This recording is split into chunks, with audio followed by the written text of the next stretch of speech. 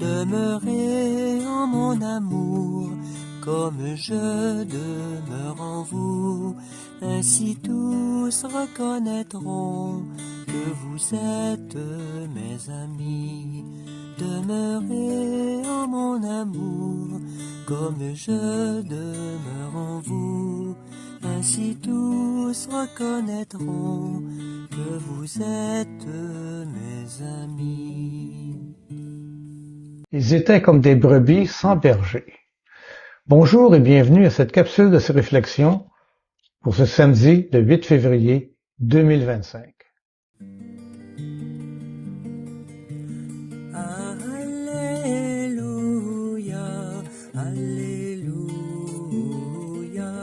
Alléluia, Alléluia.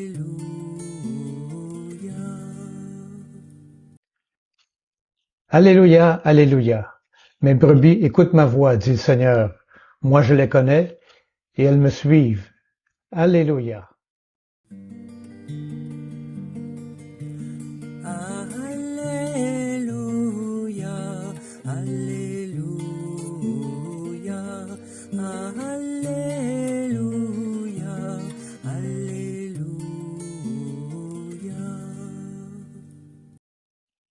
Évangile de Jésus-Christ selon saint Marc.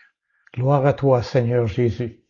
Seigneur, purifie mes pensées, purifie mes paroles et purifie notre cœur à chacune et chacun d'entre nous.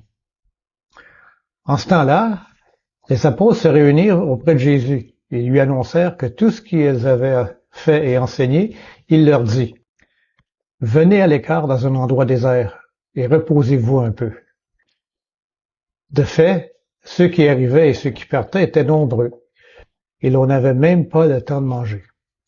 Alors ils partirent en barque pour un endroit désert, à l'écart.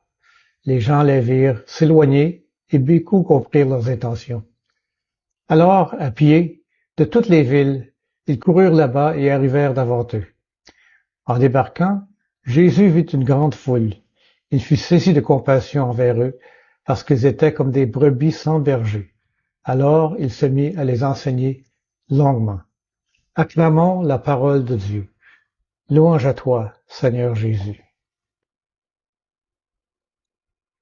Dans l'évangile de Marc, les apôtres reviennent de leur mission, enthousiastes mais fatigués.